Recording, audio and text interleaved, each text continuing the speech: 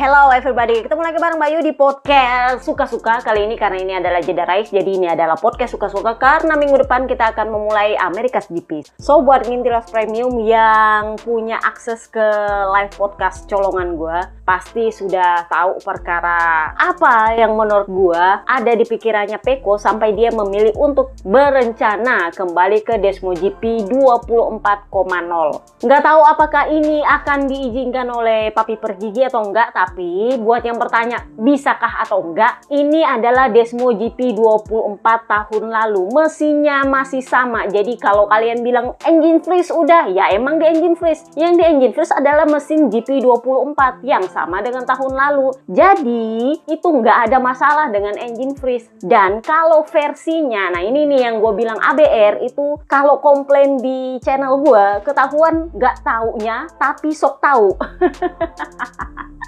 Jadi Desmo GP 24 itu adalah mesin yang dikembangkan oleh Pecco. Tetapi yang dipakai oleh si culas Marc Marquez sesembahannya ABR itu adalah Desmo GP 24.7. Itu adalah mesin yang dikembangkan oleh Pecco, tetapi partnya, versinya itu dibuat yang lebih condong ke riding style-nya si culas Marc Marquez. Jadi kalau ABR yang sedikit-sedikit nggak pakai otak, komplain tuh di channel gue. Ya kan logikanya kalau itu motor dikembangkan oleh Pecco mesinnya dia lebih gacor. Kata gacor itu menunjukkan bahwa lu sebenarnya adalah genset. Genset yang males banget mikirnya. Sorry to say, nggak bisa membedakan motor yang dikembangkan dan motor versi yang dipakai oleh sesembahannya. Motor yang dikembangkan itu adalah mesin yang dipakai oleh Pecco 24.0, itu yang dia kembangkan. Untuk versi poin 1, poin 2, poin 5, poin 7, poin 9 itu adalah part-partnya, ya sasisnya, ya swing armnya, fairingnya, ada aja bedanya. Itu yang membedakan versinya. Dan itu yang memang diuji oleh Pecco, tetapi belum tentu Pecco cocok sama itu. Di sisi lain, itu bisa aja cocok untuk rider lain. Contoh, Desmo GP 24.5 yang dipakai oleh para satelit Morbidelli, Alex Marquez, dan Fermin Aldeguer. Itu adalah versi yang dipakai oleh Martin dan Morbidelli di akhir tahun.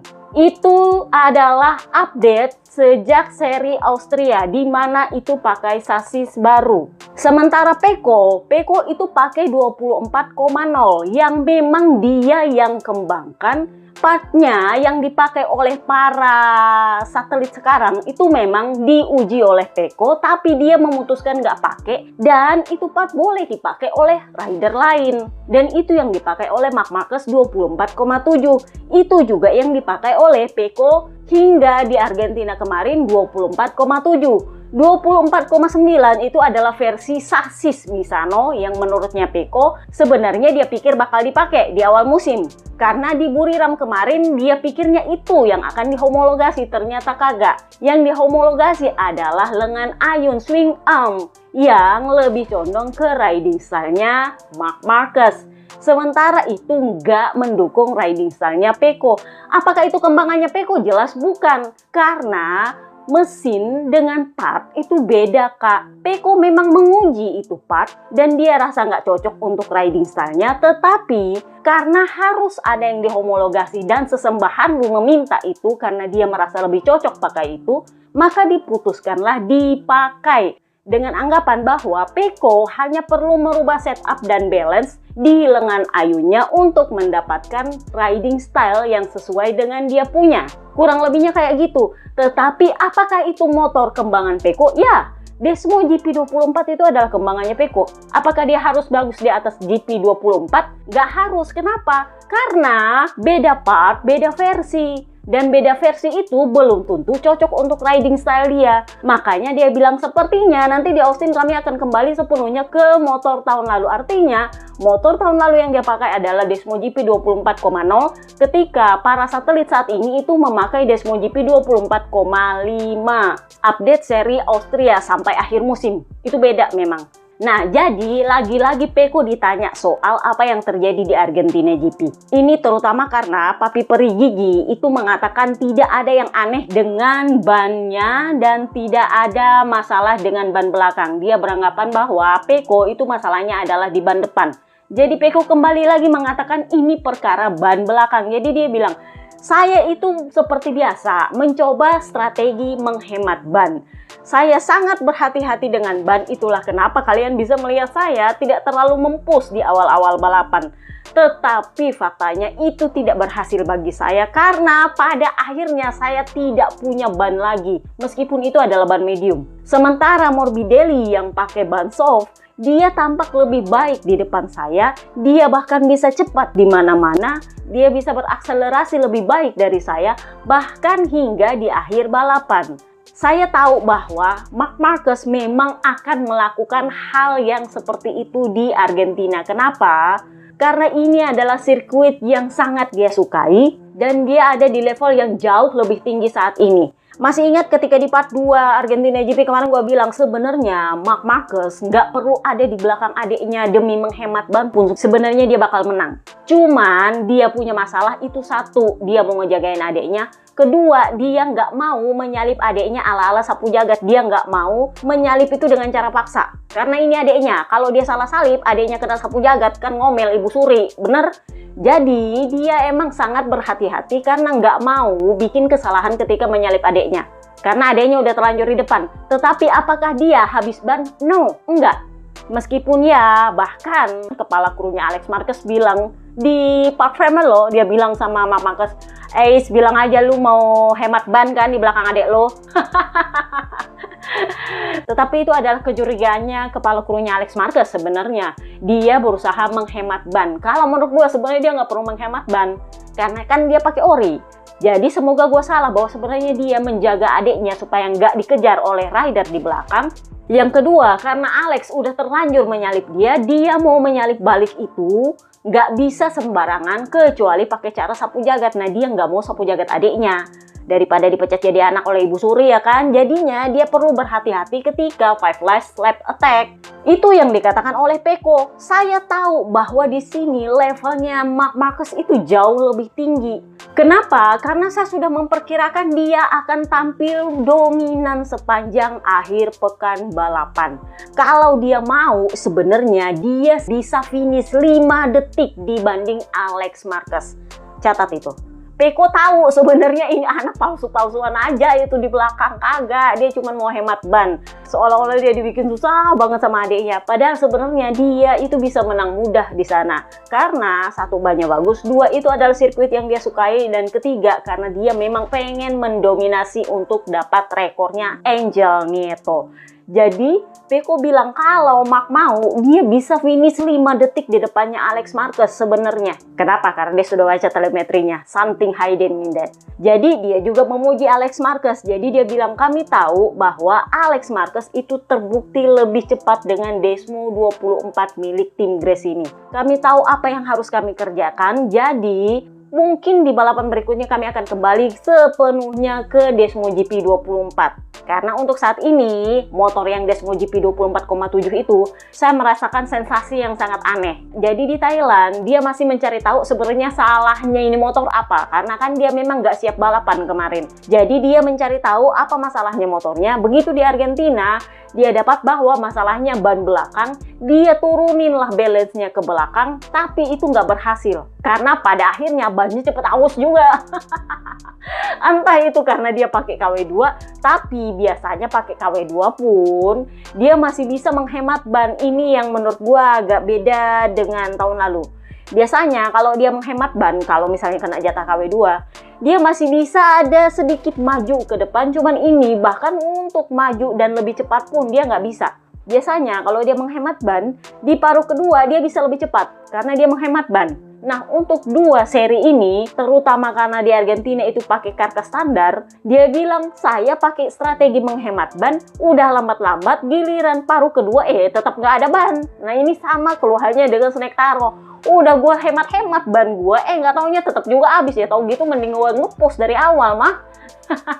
Karena ekspektasi untuk ban medium itu ternyata tidak terpenuhi. Nah, Papi Peri Gigi sendiri setelah sempat membantah perkara bannya Peko, dia juga bilang bahwa isu soal motornya Marc Marquez tahun lalu itu berbeda dengan motor satelit lainnya itu adalah salah menurutnya Papi Peri Gigi. Jadi dia mengklaim bahwa motornya Alex Marquez dengan motornya Marc Marquez tahun lalu itu sama. Jadi dia bilang kami itu menganut sistem adil dan merata. Peko punya motor itu sama persis dengan yang dipakai oleh Martin, sama persis yang dipakai oleh Enea Bastianini. Nah, sama juga dengan para rider satelit. Desmo GP23 yang mereka pakai itu sama persis. Well, mesinnya sama, tapi setahu gua partnya beda. Karena kalian bisa lihat ketika tahun lalu gua kasih lihat firingnya VR46 itu sempat lebih updated daripada firingnya Grace ini. Butuh beberapa balapan sebelum akhirnya firingnya mereka berdua sama, dan menurut gua itu beda di situ motornya. Tapi apakah mesinnya sama? Ya sama semua. Speknya yang beda, Kak. Nah, itu yang katanya Papi Peri Gigi, kami menganut asas adil dan merata. Jadi dia mengklaim motor yang dipakai oleh si culas Marc Marquez itu sama dengan yang dipakai oleh Peko dan sama yang dipakai oleh Gian Antonio. Ya menurut gua ya iya. Karena ini kan baru 2 seri, jelas nggak akan ada perbedaan part kecuali kalau Peko memilih nggak mau pakai itu part. Karena part baru yang dipakai oleh si culas Marc Marquez itu kan sudah dihomologasi di awal musim. Itu nggak diupdate lagi, kecuali kalau Peko memutuskan untuk mundur ke part sebelumnya yang pernah dihomologasi atau sekalian dilepas semua. Bisa. Jadi Papi Domenicali masih ingat ketika tahun lalu Peko ngeluhin dapat ban apes di Barcelona kalau nggak salah dia crash. Masih ingat tikungan 5? Waktu itu Papi Domenicali itu menyalahkan Peko alih-alih mendukung Peko perkara soal ban. Karena menurut Peko banyak aneh karena nggak bereaksi sama sekali. Dibilang habis juga kagak, tapi tiba-tiba aja crash. Dan tumben-tumbennya kali ini Papi Domenicali itu membela Peko. Nggak juga membela sih, tapi menurut gue itu membela. Mungkin itu maksudnya klarifikasi, tapi menurut gue itu termasuk membela sih. Jadi dia bilang, dulu saya sempat bilang bahwa Ducati tidak membutuhkan Marc Marquez. Kalau kalian mundur-mundur di tahun 2023, memang Papi Domenicali pernah bilang, Ducati tidak membutuhkan Marc Marquez. Itulah kenapa ketika di Mugello pagi-pagi hari Minggu sebelum balapan, muka dia itu udah jelek banget. Kenapa? Karena yang nongol di muka pintu dia itu adalah Audi. Audi yang suruh dia terima. Jadi pada akhirnya dia mengaku salah. Dia bilang, dulu saya sempat bilang bahwa Ducati tidak membutuhkan seorang Marc Marquez. Dan jika sekarang Marc Marquez bersama kami, itu karena kami telah membuat pilihan yang sudah dievaluasi secara seksama. Kami juga melakukannya dengan mempertimbangkan performa keseluruhan yang bisa kami capai.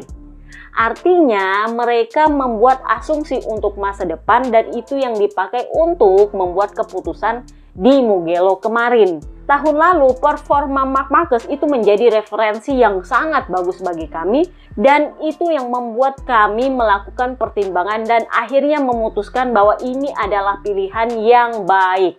Bagi saya, ini bukanlah hal yang mempengaruhi performa Peko saat ini di awal musim. Saya pikir Peko itu memulai 2 balapan dengan kondisi yang tidak terlalu menguntungkan.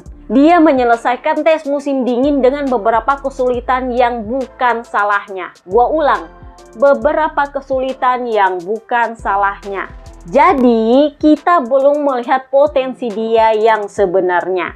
Kenapa Papi Domenicali bilang kesulitan yang bukan salahnya? Itu karena perkara GP24 dipilih setiba masa setiba akal di hari terakhir tes Buriram. Jadi sejak tes Barcelona tahun lalu, Peko itu disuruh menguji Desmo GP25.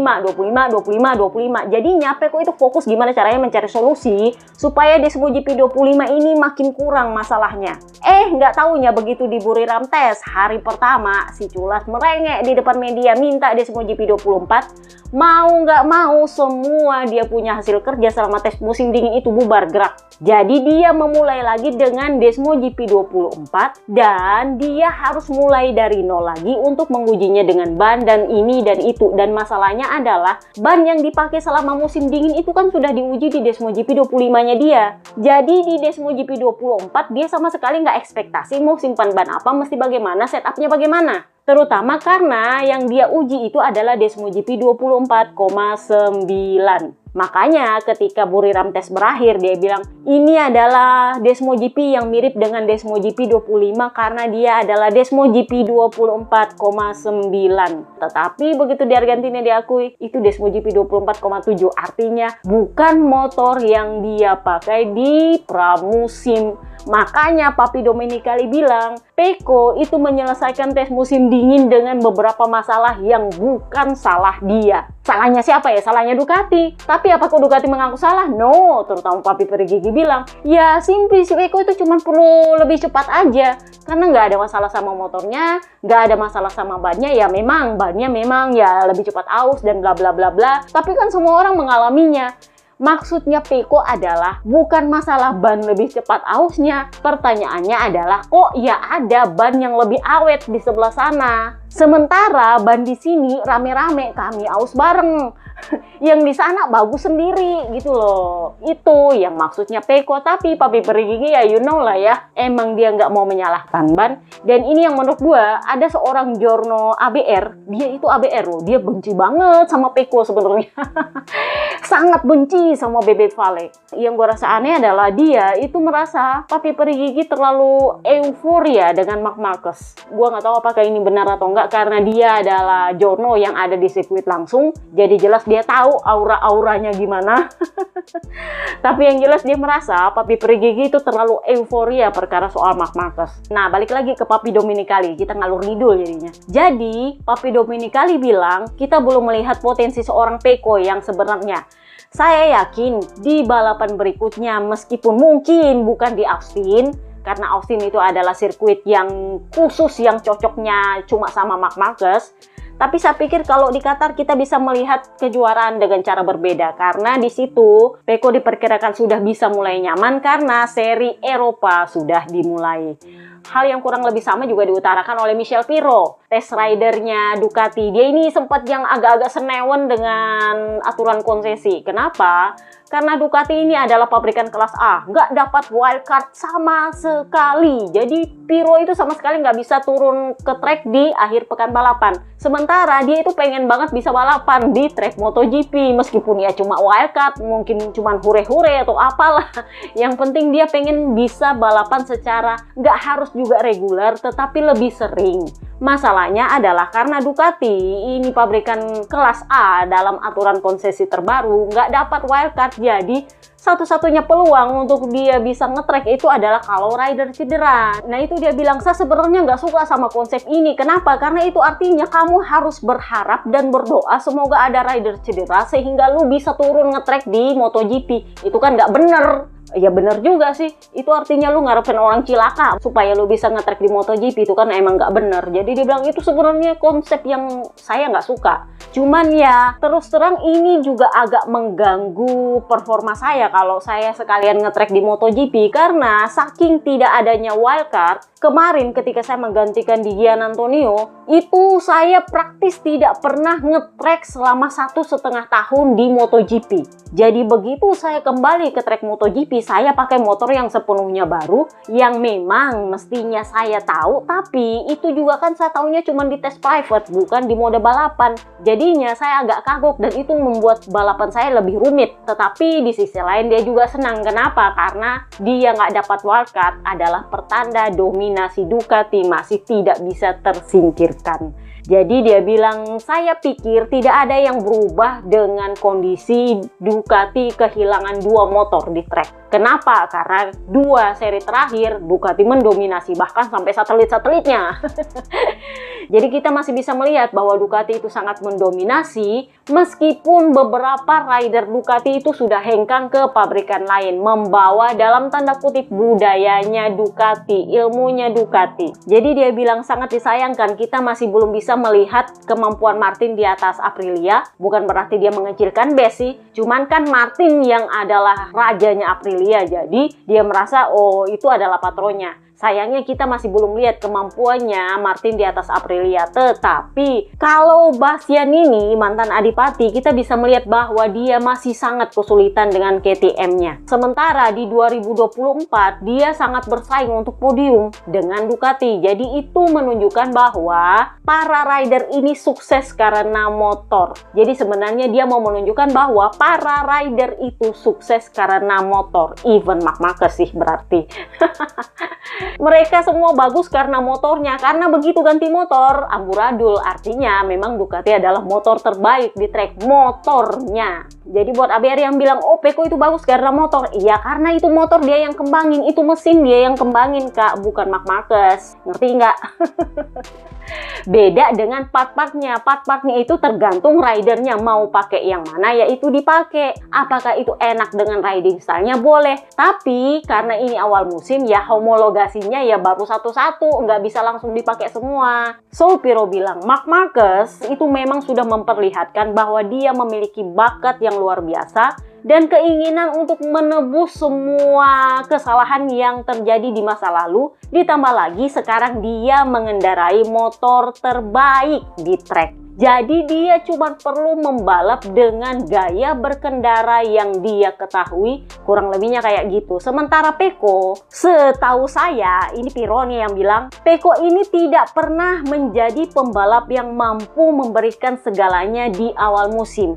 Entah itu apakah maksud dia menyimpan kartu ataukah memang lambat beradaptasi atau lambat mengenal motornya. Jadi Pirro bilang apa yang terjadi di dua seri ini itu adalah hal yang bisa kamu perkirakan dari seorang juara seperti Marc Marquez. Yang menjadi kejutan bagi saya sebenarnya adalah Alex Marquez. Kenapa? Karena dia bisa balapan menempel pada kakaknya yang memiliki motor yang sama. Menurut saya itu juga sebuah langkah maju karena ya Marc Marquez sendiri udah bilang, saya sempat ngobrol sama adik saya sebelum balapan bahwa kalau saya di belakang saya akan melakukan attack itu di lap ke-14 karena saya ingin mengejar rekor, saya ingin memenangkan balapan. Jadi dia harus bersiap dan dia juga akan melakukan yang sama, dia akan melakukan attack di lap ke-14 kalau dia ada di belakang saya dan dia melakukannya. Jadi dua bersaudara ini meskipun beda tim itu sebenarnya sudah berbagi data, kemudian sudah punya kesepakatan bakal bagaimana di balapan. Jadi menurutnya Pirro, motor yang sama yang digunakan oleh kedua orang ini meskipun partnya berbeda sehingga versinya berbeda, itu menguntungkan Alex Marquez untuk belajar dari kakaknya.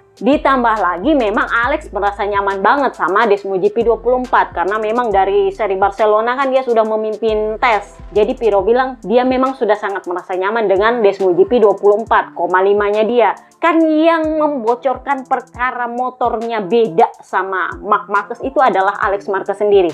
Jadi ketika di TaiGP, dia itu bilang bahwa motor gua itu beda sama motornya Marc Marquez. Sehingga lagi-lagi Papi Perigigi harus mengkonfirmasi bahwa oh iya, itu beda versi. Yang satu 24,5 karena itu adalah versi update di tengah musim. Sementara 24,7 itu adalah versi yang ditambahi lengan ayun baru, swing arm baru untuk menyelesaikan masalah balance. Sementara 24,9 itu adalah sasis yang nggak sempat dipakai ketika di tes Misano. Kurang lebihnya kayak gitu. Jadi Pirro kembali bilang, bagaimanapun saya pikir Pecco akan segera kembali ke permainan. Jelas bahwa Marc hari ini memiliki semua yang dia perlukan untuk tetap menjadi yang terdepan di sepanjang kejuaraan. Dan mengenai Pecco yang berencana kembali ke motor tahun lalu, sebenarnya nggak ada perbedaan besar antara kedua motor itu ya, karena memang cuma beda versi poin-poinnya aja. Dia Desmo GP24-nya tetap. Jadi menurut saya yang penting adalah memberikan ketenangan dan kenyamanan yang dibutuhkan oleh Peko untuk mendapatkan kembali sensasi yang dia inginkan. Jadi menurutnya Piro, karena Peko nggak nyaman di atas Desmo GP24,7, dia memutuskan kembali ke motor yang paling bikin dia nyaman dengan mesin yang sama, yaitu 24,0 yang dia pakai sejak awal musim tahun lalu. Dia bisa membandingkan apa yang sebenarnya berbeda dari motornya, sehingga dia tahu setup yang cocok sama dia itu gimana. Sebenarnya menurut gue ini juga agak unik karena Gabarini tumben-tumben nggak menemukan solusi untuk masalahnya dia. Papi Peri Gigi mengaku katanya dia juga ikut membantu. Dia adalah orang yang paling membantu rider yang kesulitan di Ducati. Tetapi Pirti Nyinyi IDW, seberapa mau lo membantu dan seberapa berguna bantuan lo. Lo membantu, kalau itu nggak berguna ya percuma. Kalau lo membantu tapi nggak ikhlas membantu ya percuma juga. Karena bantuan yang lo kasih ya belum tentu itu yang dicari oleh yang membutuhkan bantuan. Karena ya memang dari kata-katanya kelihatan ketika dia membahas perkara soal ban depan, Peko dari awal sudah berisik soal ban belakang. Jadi itu emang udah nggak ketemu di situ. Yang cukup unik adalah Piro itu sedikit menyindir media buzzer ABR, pemuja Marc Marquez. Jadi dia bilang, adalah sebuah kebohongan kalau mau mengatakan bahwa Peko tidak menderita dengan kehadiran Marc Marquez. Karena Marc Marquez adalah salah satu rekan satu tim yang paling bikin tidak nyaman yang bisa Anda miliki. Kenapa? Karena dia tahu kemarin Lorenzo jadi teammate dia bikin ribet, Paul Espargaro, Dani Pedrosa, Papa Yohan ya semuanya nasibnya sama. Karena dia punya riding style yang unik dan kalau pabrikan memutuskan ngikutin dia, nah yang lain itu pasti udah setengah mati. Nah itu yang terjadi pada Peko sebenarnya. Ducati memutuskan memberikan Marc Marquez itu dukungan part yang membuat dia nyaman dengan riding style-nya. Di saat yang sama, Peko yang jadi korban karena riding style-nya mereka berbeda. Memang sama-sama menitik beratkan pengereman, tapi yang satu ngerem dengan ban depan, sementara yang satu ngeremnya pakai ban belakang. Nah itu udah beda, feelingnya juga beda. Jelas kebutuhan partnya akan berbeda. Nah itu yang dikatakan oleh Piro. Marc Marquez sebenarnya adalah salah satu rekan satu tim yang paling tidak nyaman yang bisa Anda miliki. Tetapi menurut saya, Peko memiliki semua bakat untuk mengalahkan dan mendekati Marc Marquez. Tentu saja, 4 kemenangan sekaligus berturut-turut itu bukanlah hal yang mudah diatasi secara mental oleh Peko, terutama dengan gembar-gembor media. Ini yang tumben dia nyindir media. Tetapi menurut saya Peko itu memiliki semua kualitas yang bisa dia gunakan selain dari dukungan Ducati untuk keluar dari kondisi seperti itu. Saya yakin dalam beberapa GP ke depan, beberapa balapan ke depan, kita akan melihat seorang Peko mampu menghadapi kesulitan dan cukup kompetitif untuk memperjuangkan kemenangan. Jadi Piro itu bilang, ya tunggu aja beberapa balapan ke depan, kita akan melihat sesuatu yang berbeda. Nah ini sama dengan yang dikatakan oleh Papi Domenicali, dan ini juga yang sempat dikatakan oleh Opa Pernat. Tetapi yang cukup menarik adalah perkataan Oscar Haro, mantan manajernya LCR Honda. Dia menanggapi perkara soal Peko itu memutuskan untuk kembali ke motor lamanya. Kalau kalian dengar pertimbangan gua soal apa alasan Peko kembali back to basic ke Desmo GP24,0, itu khusus untuk member premium, kita bahas apa yang katanya Oscar Haro. Jadi dia bilang, seringkali para rider ketika mereka menguji motornya di balapan pertama atau bahkan di tes pramusim, itu berkata bahwa saya pengen balik lagi ke motor yang lama. Ini adalah hal yang wajar. Kenapa? Karena saya pikir, lihat ini. Saya pikir jika Peko mengembangkan motor ini sendiri, hasilnya akan lebih baik. Oscar Haro loh yang bilang, ABR bukan gua. Karena Desmo GP24,7 yang dipakai sekarang itu ada campur tangannya si Culas Marc Marquez, dan si Culas Marc Marquez sudah bilang, gua milih ini motor karena gua rasa lebih cocok sama riding style gua. Sayangnya itu nggak cocok sama riding style-nya Peko.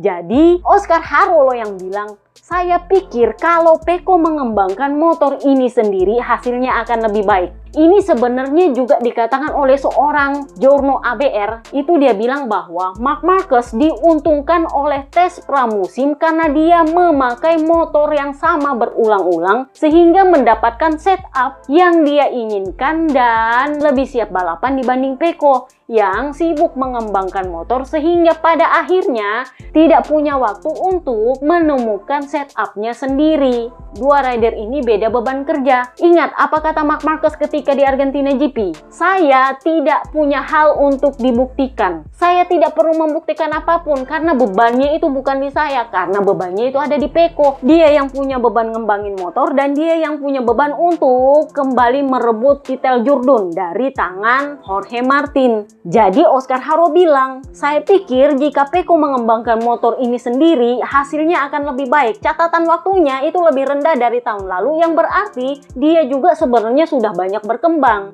Masalahnya adalah gigi darinya memiliki perasaan yang luar biasa terhadap Marc Marquez. Ini adalah jurno kedua yang bilang papi peri gigi terlalu euforia ke Marc. Karena yang satu beda KTP sama Oscar Haro. Jadi dia bilang, saya memang melihat bahwa Marc Marquez ini sangat kuat di Amerika. Saya juga melihat Pecco itu sedikit hancur secara mental. Bagi saya, Pecco ini adalah atlet yang sangat cerdas, dia adalah pekerja keras, dan saya pikir dia pasti bisa melakukannya. He can make it. Oscar Haro lanjut lagi. Marc ini selalu menghancurkan semua rekan setimnya. Oscar Haro yang bilang, bukan gua.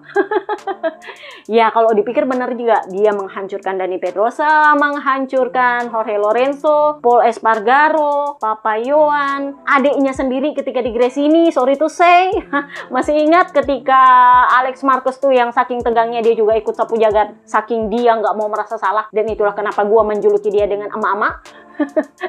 Karena semua teammate dia itu harus tertekan secara mental, dan ini juga yang dialami oleh Pecco. Tetapi menurutnya Oscar Haro, hanya butuh sedikit waktu sebelum Pecco itu kembali mendapatkan mental yang biasanya dia miliki. Tetapi Oscar Haro juga bilang, saya pikir Pecco ketika dia mengatakan ingin kembali dengan Ducati GP24, menurut saya dia mencoba untuk mengikuti arah pengembangannya sendiri dan tidak mengikuti pengembangan yang dilakukan oleh Marc Marquez. Karena itu sulit. Riding style-nya Marc Marquez itu beda sama Pecco Bagnaia.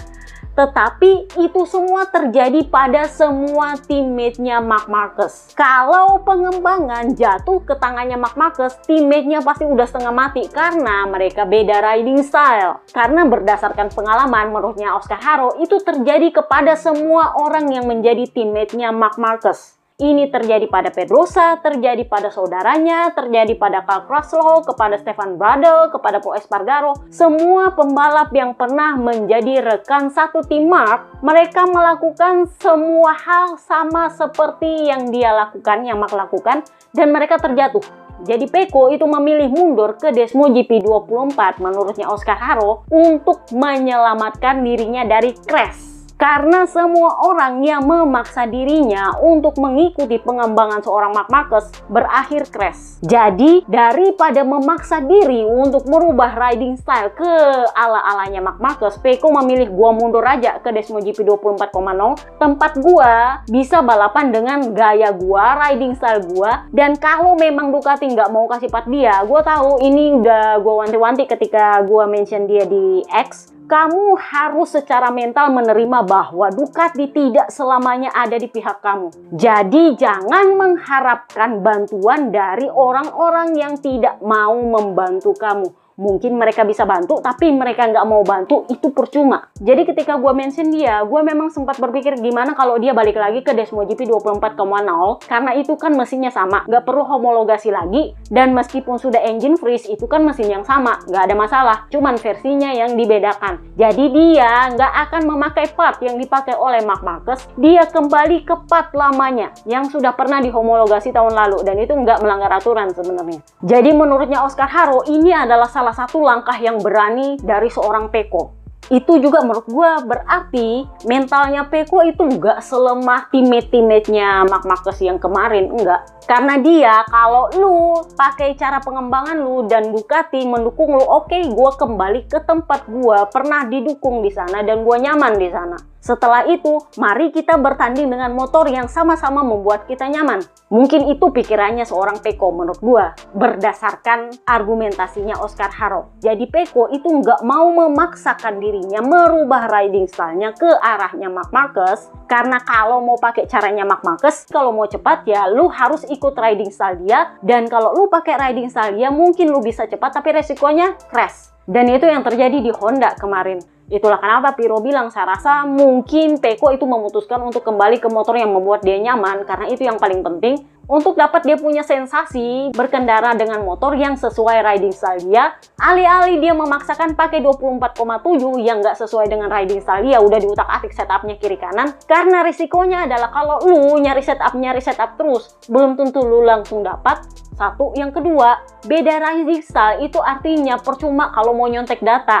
Ada tuh ABR bilang, iya, bilang aja lu mau nyontek datanya Mak. Percuma, kenapa? Karena mereka beda riding style. Jorge Martin itu pernah menuduh Peko Bagnaia itu mencuri setup dia. Sebenarnya nggak mencuri, tapi waktu itu dia disarankan pakai setupnya Martin. Mungkin itu adalah opsi yang lebih bagus menurutnya Papi Tardosi. Jadi kemarin itu dia sempat pakai, tapi ternyata dia nggak cocok. Karena memang riding style-nya Peko adalah pengereman, riding style-nya Martin adalah keluar tikungan. Riding style-nya Marc Marquez itu adalah masuk tikungan. Jadi itu beda. Makanya kemarin itu sempat dia itu balapan pakai setupnya Jorge Martin untuk mencari tahu apakah memang dia salah setup atau gimana. Tapi pada akhirnya juga nggak cocok karena beda riding style. Dan pada akhirnya ya memang itu nggak bekerja. Peko itu akan percuma kalau mencoba meniru setupnya Marc Marquez, karena mereka ini beda riding style. Ya memang gue tahu bahwa ABR itu sibuk berisik di Argentina bahwa sudah waktunya untuk Peko mencontek datanya Marc Marquez, karena Marc Marquez punya performa di atas motor Desmo GP 24,7 itu bagus banget. Peko nggak akan melakukan hal itu. Kenapa? Karena dia tahu ini beda riding style, dan kalau dipaksa ujungnya bakal crash. Itulah kenapa Peko memilih, kayaknya gue balik dulu ke Desmo GP 24,0, gue cari cara dari sana gimana bisa gue merasa nyaman dan bisa lebih cepat dengan motor yang membuat gue nyaman. Kurang lebihnya kayak gitu. Nah, ini yang dikatakan oleh Opa Pernat. Jadi Opa Pernat bilang, Marc Marquez ini sudah membuktikan bahwa dia sudah pulih sepenuhnya secara fisik. Baik dalam hal cederanya atau dalam hal mentalnya, dalam hal kebugarannya. Karena dia dengan motor terbaik, dia berhasil mengelola fisiknya sehingga dia bisa sebaik ketika dia belum cedera. Karena bisa dilihat bahwa Marc Marquez itu nggak lagi crash, dia sudah semakin pandai melakukan save di atas motornya karena dia juga sudah punya motor terbaik di track. Jadi menurut saya akan sangat sulit, kalau bukan tidak mungkin, untuk benar-benar mengalahkan seorang Marc Marquez di track. Itu katanya Opa Pernat yang mengatakan bahwa Peko itu bukanlah rider number one Ducati. Jadi sejak 2 tahun lalu ABR itu berisik menuding bahwa Peko itu adalah golden boy-nya Ducati. Terutama ketika seorang Jorge Martin itu kalah Jurdun di tahun 2023 kemarin. Menurutnya ABR dan fans Spanyol yang memang sangat anti KTPI itu mengatakan bahwa Peko ini adalah golden boy-nya Ducati. Sehingga kalau Peko bilang Enea jadi teammate-nya gua, itu akan dikabulkan. Padahal enggak. Karena kemarin dia sempat bilang gue pengen tetap sama Jack Miller, nggak taunya nongol Enea. Dia bilang gue pengen sama Enea, nggak taunya yang nongol malah Marc Marquez. Jadi dia itu sama sekali bukan golden boy. Tetapi ya memang Papi Tardosi sempat memuji dia dengan mengatakan Ducati tidak akan sampai di titik ini kalau bukan gara-gara motor kembangan dia. Papi Tardosi loh yang bilang, ABR bukan gua.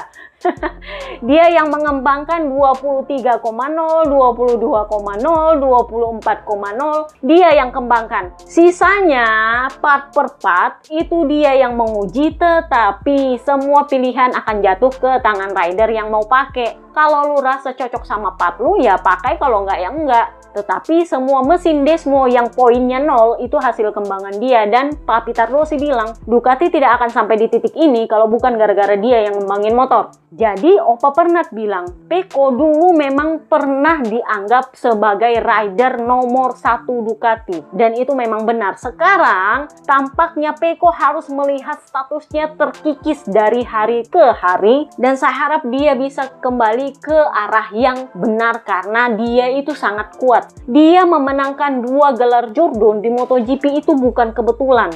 Karena dia yang bekerja keras ngembangin motor soalnya. Musim ini masih panjang, kita baru menyelesaikan 2 seri dari total 22 seri. Dan harus diakui defisit 31 poin itu cukup besar untuk cuma 2 seri. Tetapi menurut saya itu masih bisa ditebus pasti. Kenapa? Karena Pecco itu seringkali dalam performa terbaiknya ketika tidak ada yang mengharapkannya lagi. Karena itu adalah sebuah keutamaan dari seorang juara yang hebat. Itu katanya Opa Pernat, bukan kata gua, Ber.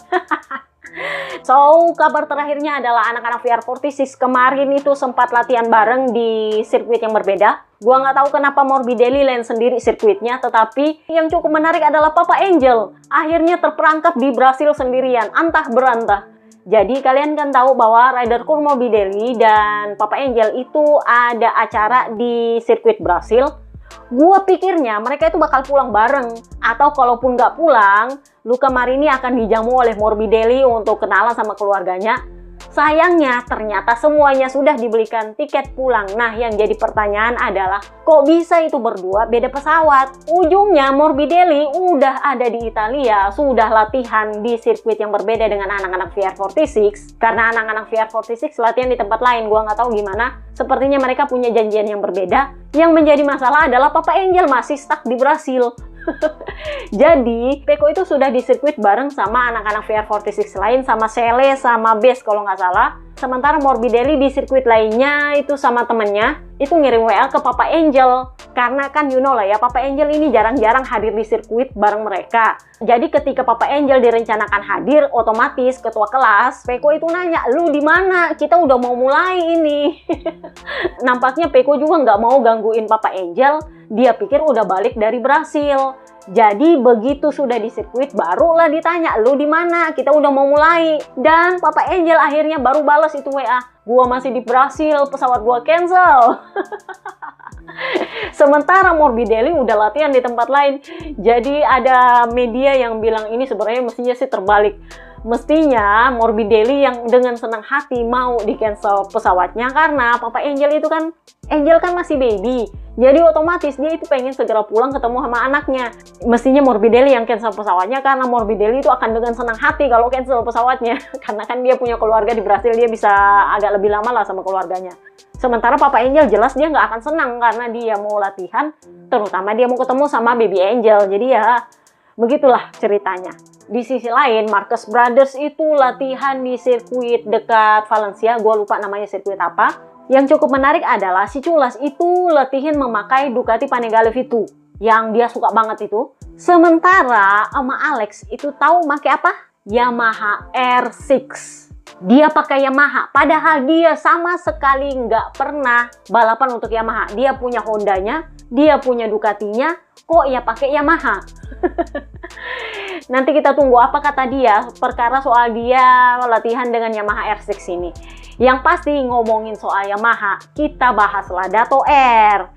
Kalau kalian adalah ngintil selama mungkin sekitar setahun atau 2 tahun lalu, gue pernah bahas di podcast bahwa Dato R itu pernah tanda tangan kontrak dengan Alex Marquez. Mereka sudah berkumpul di motorhome-nya Alex Marquez dengan Marc Marquez ada di situ. Sudah tanda tangan kontrak tapi diveto sama Yamaha. Masih ingat? Waktu itu Dato R sendiri yang bilang, kita sudah tanda tangan kontrak tapi diveto sama Yamaha. Gara-gara Yamaha itu nggak mau Bebe Vale tersinggung. Perkara soal Alex Marquez direkrut. Jadi diveto sama Yamaha.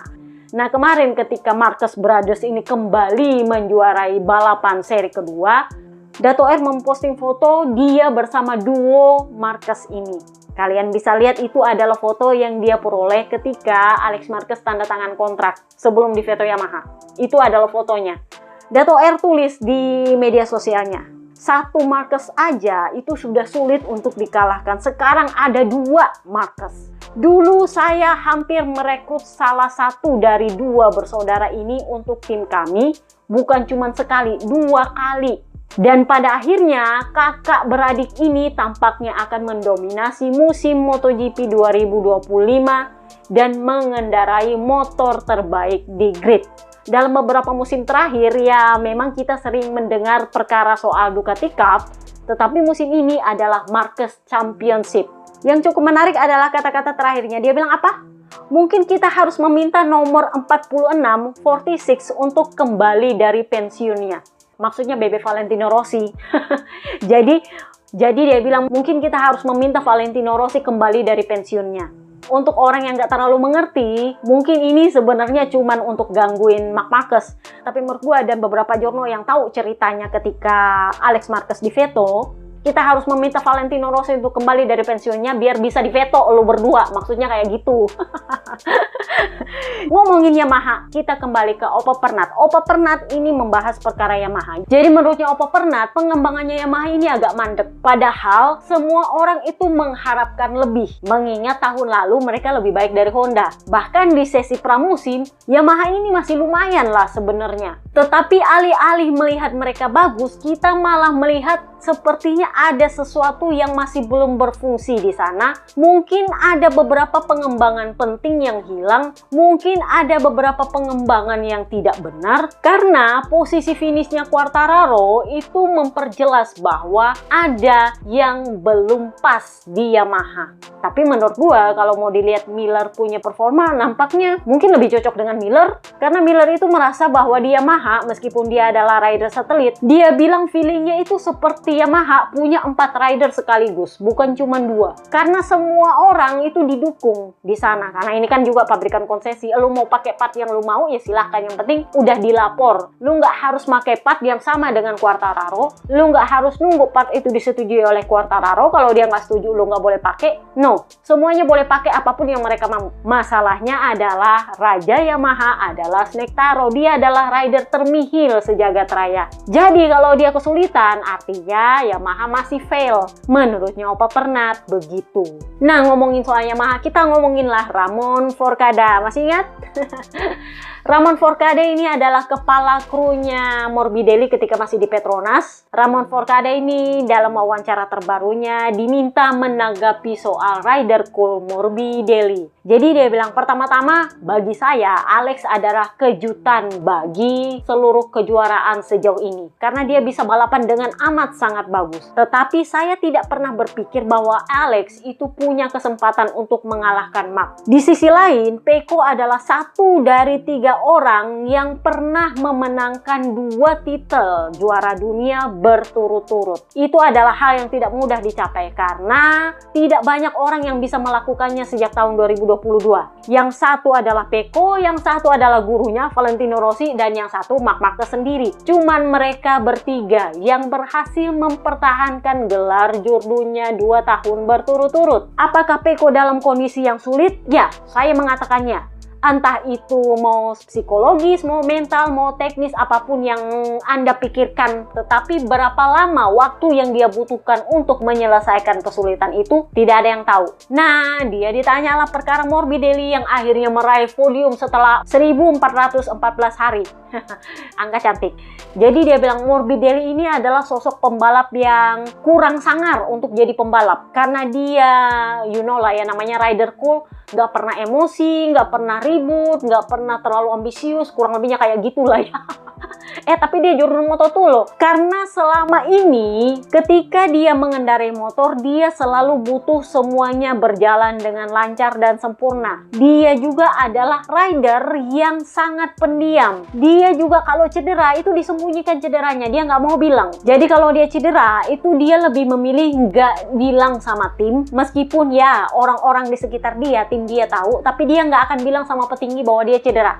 Ada masalah dengan ininya sakit, dia nggak akan bilang. Kenapa? Karena dia nggak mau disangka bikin alasan karena cedera. Itu menurutnya Ramon Forcada. Ya, pada akhirnya dia harus mengakui bahwa dia punya cedera otak dan dia membutuhkan waktu untuk adaptasi tahun lalu. Itu yang dikatakan oleh Ramon Forcada. Dia itu cenderung diam kalau dia ada cedera. Jadi orang nggak tahu seberapa parah dia punya cedera. Cukup kita-kita yang tahu karena dia nggak mau itu menjadi alasan. Tapi ya pada akhirnya ketahuan dari performa dia kan. kan? Oke, setelah kita membahas Peko, kita bahaslah Jorge Martin. Kemarin dia muncul di podcastnya Papa Kembar. Jadi you know lah ya, Papa Kembar udah pensiun. Sekarang dia menikmati dirinya sebagai test rider Honda. Tetapi karena test rider Honda itu kerjanya cuman pas di tes private, dia agak-agak magabut.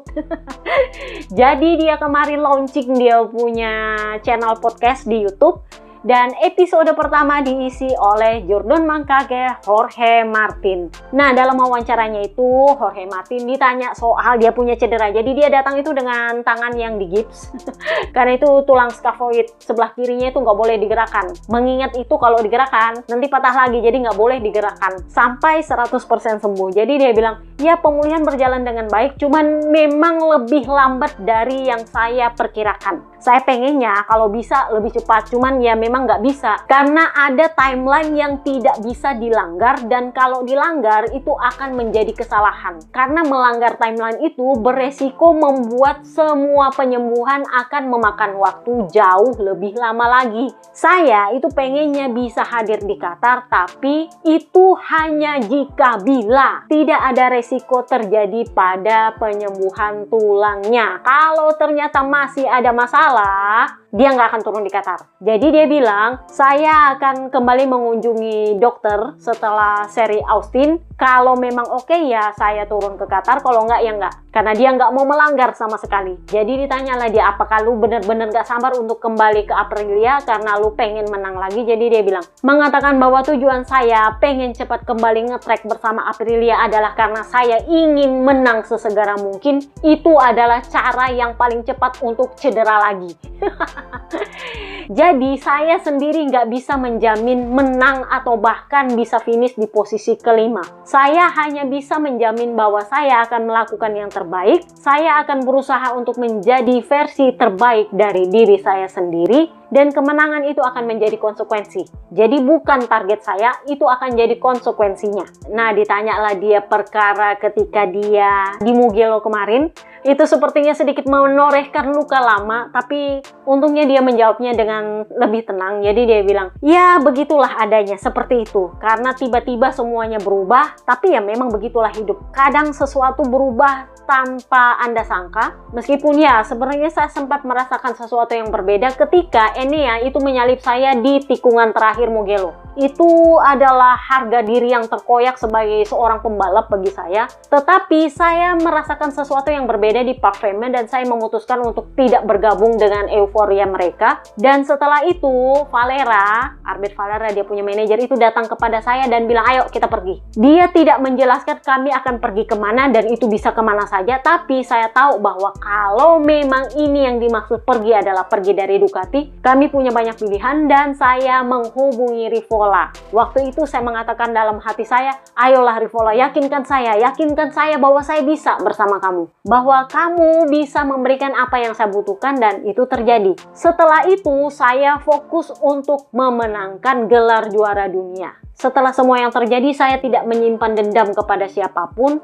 dan ya, saya menganggap ini adalah tantangan karena saya adalah orang yang suka dengan tantangan, dan tidak ada tantangan yang lebih besar daripada mencoba menang lagi dengan motor yang belum pernah memenangkan gelar juara dunia. Jadi saya bahagia sekarang, saya senang dengan kondisi saya nggak ada dendam sama siapapun. Nah, dia ini sempat ditanya soal momen-momen penting dalam karir balapnya. Jadi dia bilang ada 2 momen terpenting dalam karir balapan saya. Yang pertama adalah ketika saya memenangkan juara dunia. Perasaan ketika saya melewati garis finish di Barcelona itu adalah momen paling penting dalam hidup saya. Momen kedua yang menurut saya paling penting dalam karir balapan saya itu adalah ketika saya ketemu momen kedua yang paling penting dalam balapan saya itu adalah momen ketika saya bertemu dengan Valentino Rossi. Waktu itu saya masih umur 10 tahun. Dia itu sempat ngelus kepala saya, dan karena dia ngelus kepala saya itu sampai nggak keramas seminggu.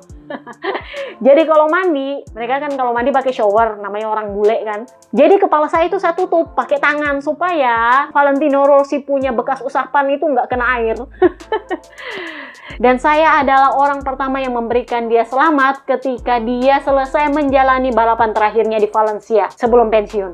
Itu adalah hal yang amat sangat saya ingat. Mungkin bagi seorang Valentino Rossi saya ini bukan siapa-siapa, tapi bagi saya dia itu adalah orang yang luar biasa. Aduh, udah Acosta, Jorge Martin lagi. Bikin marah BR aja nih. So, perkara soal Martin kita bahaslah. Aprilia punya manuver perkara aturan baru tes rider cedera. Jadi, Papi Pririvola nampaknya sedikit kurang senang dengan penolakannya si Culas Marc Marquez soal aturan baru, juga penolakannya Papi Tardossi soal aturan baru. Kan Papi Tardossi bilang, kamu jangan bawa-bawa Enea Rivola. Kenapa? Karena waktu Enea cedera, saya pernah mengajukan permohonan yang sama dan elu yang menolak. Jadi sekarang, lu minta, gue tolak. Logikanya kayak gitu.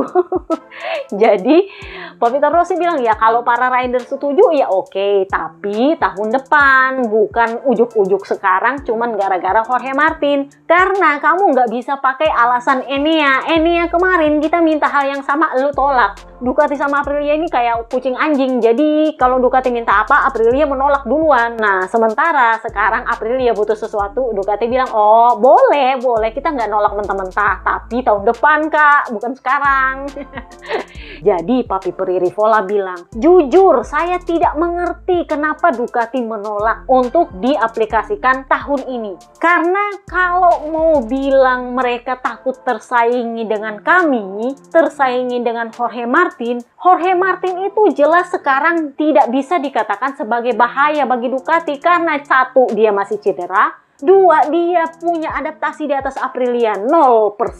Jadi mau dianggap sebagai rival seperti apalah, kita belum tahu kemampuan dia di atas RSGP seperti apa. Itulah kenapa kami di Aprilia meminta supaya dia ini diizinkan ngetes di atas motor MotoGP supaya Ducati tahu dia ini seberbahaya apa. Karena kami juga nggak tahu levelnya dia di mana. Karena menurut saya dengan Martin terbuang ke Aprilia, jelas dia tidak ada dalam permainan, terutama dengan adanya Marquez Brothers dan Ducati Cup. Kami ini apa? Menurutnya Papi Pririvola, saya itu cuma melakukan hal yang baik untuk kejuaraan. Saya minta maaf karena dulu saya tidak mengizinkan hal ini. Karena memang dulu Aprilia yang menolak Ducati untuk meminta agar Enea melakukan tes dengan motor MotoGP ketika dia cedera panjang waktu itu. Patah bahu kalau nggak salah dia crash sama Luca Marini kemarin. Itu kan Aprilia nggak kasih. Nah, akhirnya Papi Pririvola baru minta maaf sekarang. Jadi dia bilang, saya minta maaf karena dulu tidak ada kemungkinan untuk melakukan ini, tetapi saya mendapatkan ide ini sekarang karena hal itu terjadi sama kami. Ibarat kata Papi Tardossi bilang, lu kemana aja?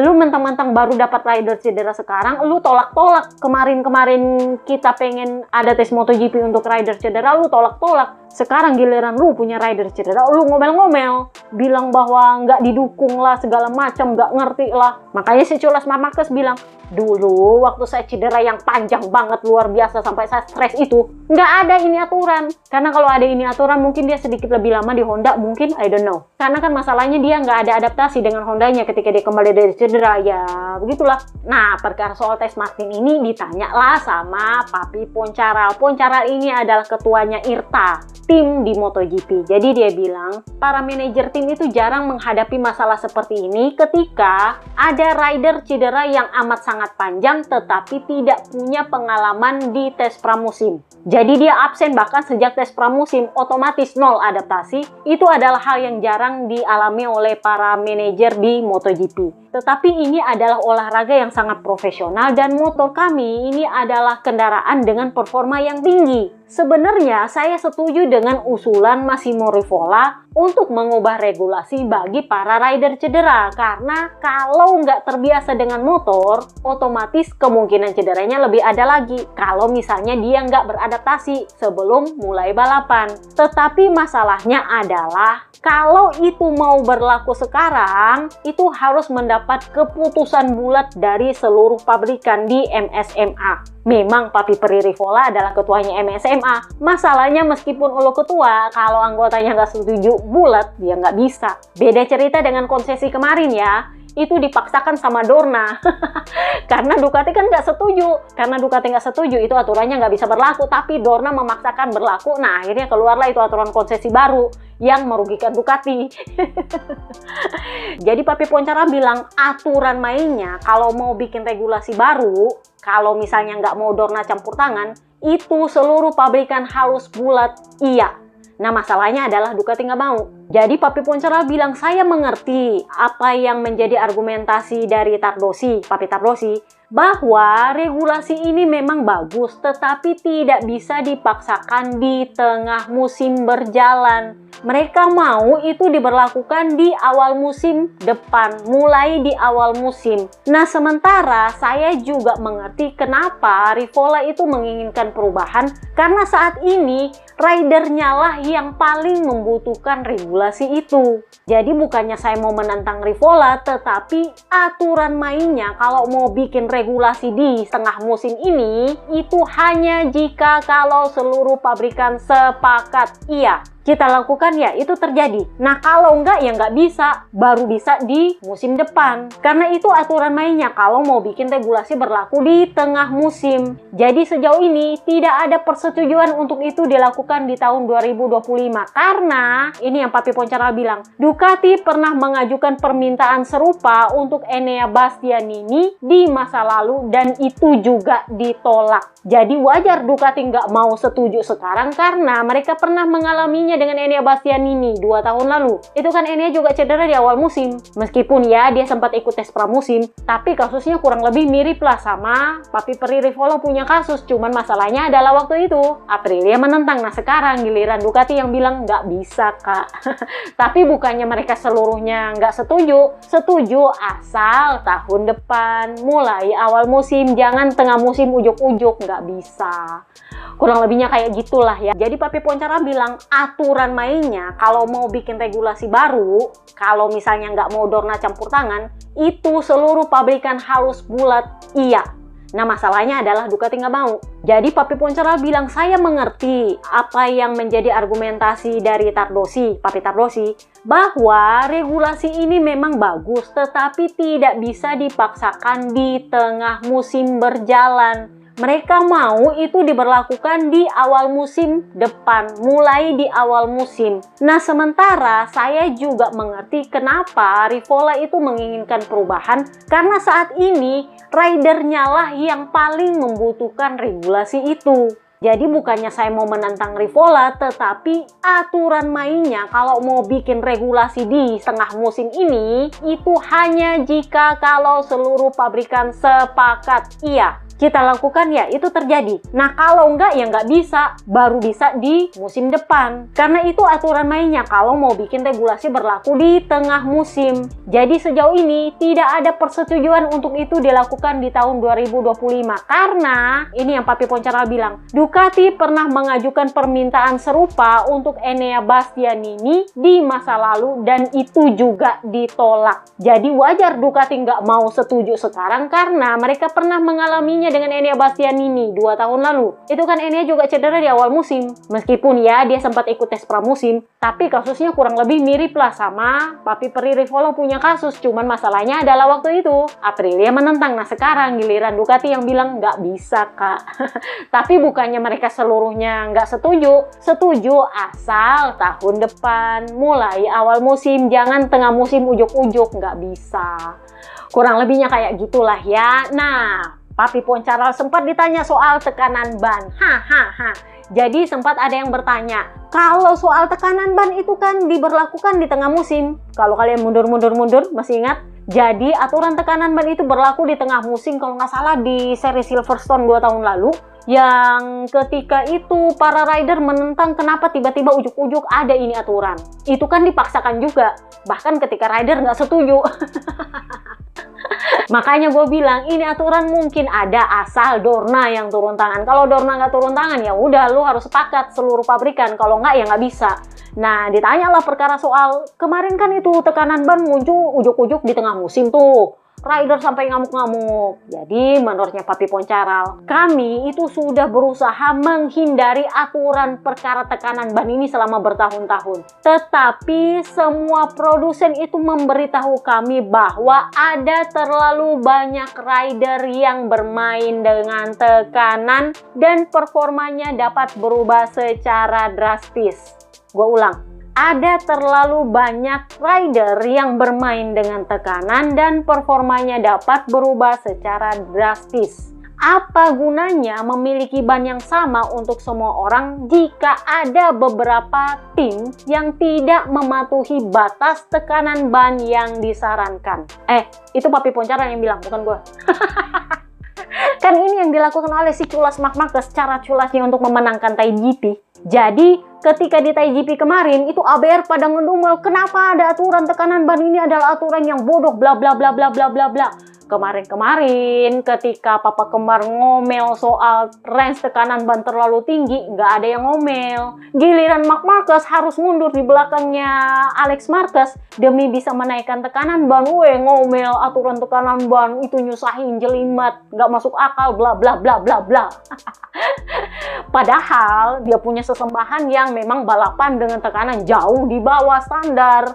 Jadi Opa Poncaral loh yang bilang, apa gunanya balapan dengan ban yang sama kalau ada beberapa tim yang tidak mematuhi batas tekanan yang disarankan? Apa gunanya rider yang start dengan tekanan sesuai aturan, sementara ada satu yang ada di bawah aturan demi dapat performa bagus? Ujung-ujungnya harus mundur di belakangnya adiknya, jadiin adiknya jongos untuk naikin tekanan ban. Poncaral bilang bahwa ini aturan harus dipaksakan di tengah musim karena keselamatan menjadi taruhannya. Selama bertahun-tahun, para tim itu bekerja sama dengan produsen ban, dengan Dorna, dengan semua orang untuk mengendalikan masalah tekanan ban ini dengan sensor. Jadi kalau kalian ngintil gua udah 2 tahun lalu, udah dibahas ini perkara sensor yang beda-beda kan. Jadi tetap ada yang melanggar aturan tapi nggak ada sanksi waktu itu, terutama karena sensornya yang beda-beda. Nah mulai tahun lalu, 2 tahun lalu ding ya, itu kan sensornya sama. Jadi sudah nggak boleh ada yang melanggar tekanan ban. Tetapi waktu itu standar tekanannya masih terlalu tinggi sehingga nggak cocok untuk sirkuit yang panas. Nah sekarang sudah diturunkan mulai tahun lalu, tapi tetap si culas Mark Marquez melanggarnya tetap dengan tekanan di bawah standar. Jadi apakah salah gue bilang dia culas? Karena TGP itu bukan pertama kalinya dia mainin tekanan ban. Itulah kenapa Poncaral bilang, menurut saya ini adalah masalah keselamatan. Jadi memang wajib, kudu, harus diterapkan sesegera mungkin. Cuma ya memang dalam perjalanannya aturan sanksi dan range yang ditetapkan itu berbeda dan berubah. Tetapi itu tetap diperlukan karena semuanya harus mengutamakan keselamatan dan itu berbeda hal dengan tes MotoGP-nya Martin. Itu beda cerita, itu bukan perkara keselamatan soalnya, jadi nggak bisa dipaksa. Kurang lebih kayak gitulah maksudnya Papi Poncaral. Nah ditanyalah dia, tapi kan itu kemarin penonton dan pendukungnya Mark Marquez itu komplain soal tekanan ban. Jadi dia bilang, ya saya mengerti kenapa penonton merasa terganggu dengan aturan ini dan tidak sepenuhnya paham kenapa ini aturan harus ada. Tetapi kalau Anda tidak memiliki peraturan yang tepat dengan sanksi yang tepat, Anda bisa menyebabkan masalah keselamatan yang sangat serius dan kami tidak mau membuat konsesi atau atur damai dengan masalah keselamatan. Itulah kenapa di satu titik memang kinerja ban bukan cuma menurun karena masalah tekanan ini, tetapi dalam kasus terburuk konstruksi dan rangka ban juga akan ikut hancur kalau ada rider yang memutuskan untuk tidak mematuhi tekanan ban dan gak ada sanksi. Jadi sanksi itu harus. Karena kan ABR itu ngomel, ini kenapa harus ada sanksi sih perkara tekanan ban? Kenapa ada ini aturan tekanan ban bikin repot? Idola gua, sesembahan gua harus jadiin adiknya jongos bla bla bla bla.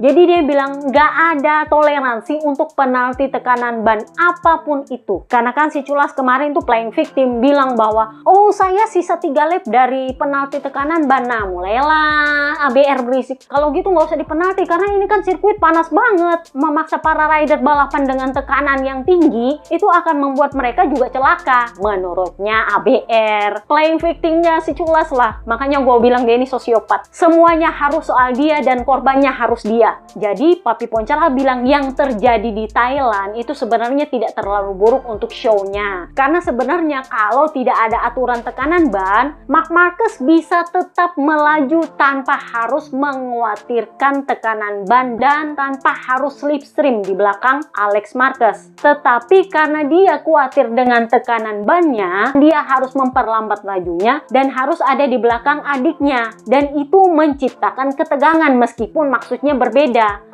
Ini karena adiknya ini ngelawan kakaknya ya, padahal sebenarnya kakaknya pengen naikin tekanan bannya.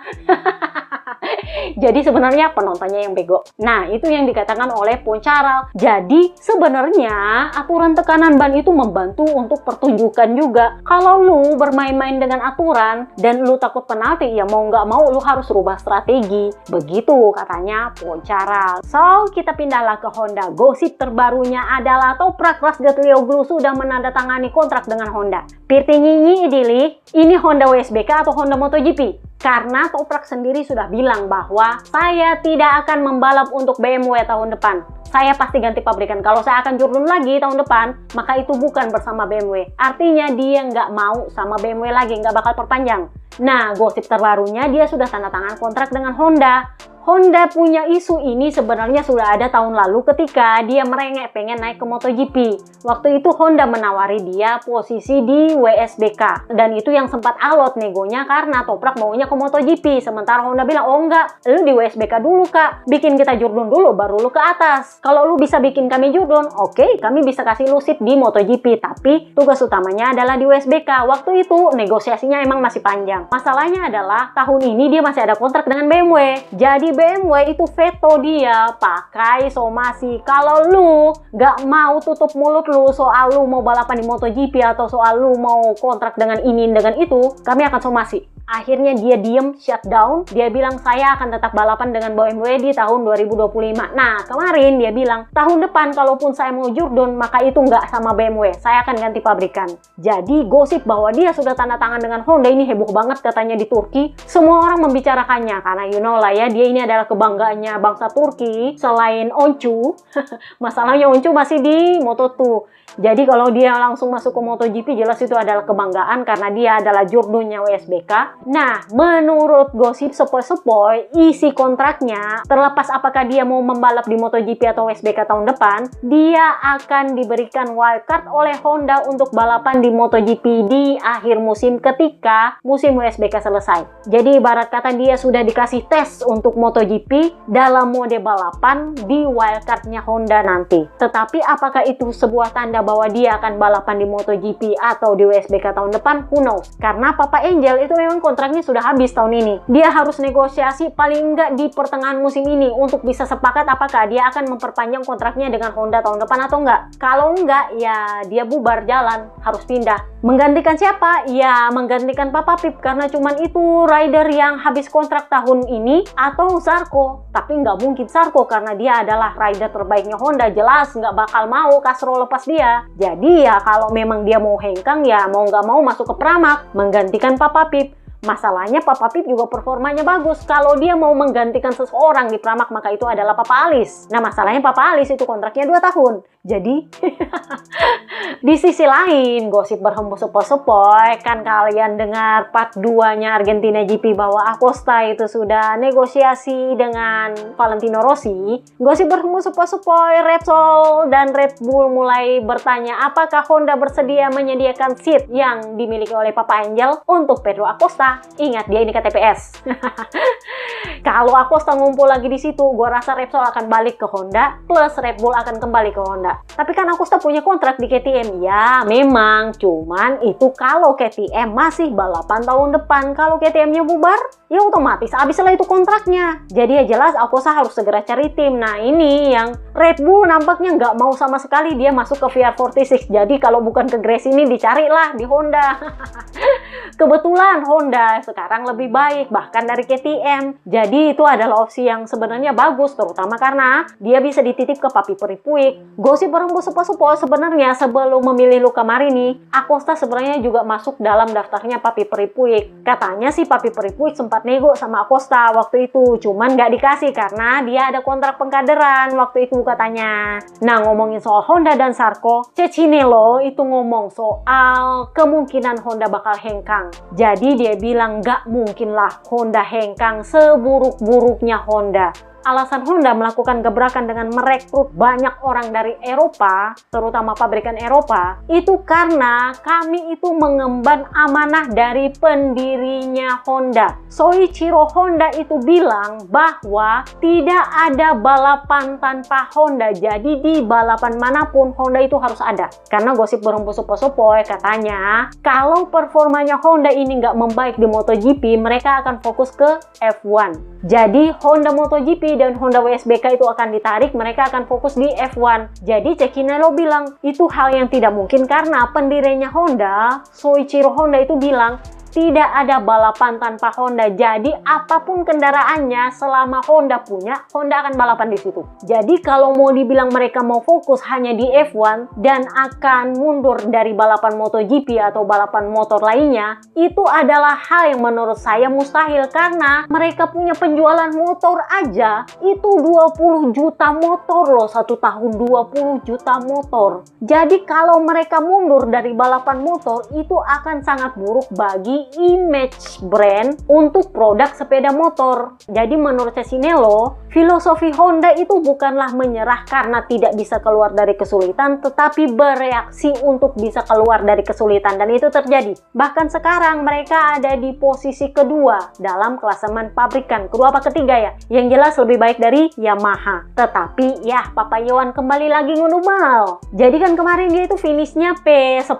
setelah Ogura didiskualifikasi dia finishnya P9, tapi dia masih nggak senang. Jadi dia bilang itu mungkin adalah balapan yang paling membuat saya frustasi dalam karir saya. You know, saking buruknya menurut dia itu balapan. Memang saya tahu penting untuk mengelola ban. Saya itu ada di tengah-tengah di antara Ducati, di antara Aprilia, di antara KTM. Faktanya saya tidak punya mesin yang mumpuni untuk bisa bersaing dengan mereka, terutama di trek lurus, karena setiap ada trek lurus saya disalip orang. Di sisi lain, saya juga tidak bisa mengerem dengan baik karena kalau saya ngerem terlalu dalam atau terlalu agresif, ban saya habis. Itu konsekuensinya. Jadi ini membuat saya makin kesulitan untuk bisa melaju dengan cepat. Jadi menurut saya kemarin itu, terlepas dari berbagai peningkatan, itu adalah skenario terburuk dalam balapan yang saya alami. Gue tuh bingung kapan sih dia bisa memuji motornya.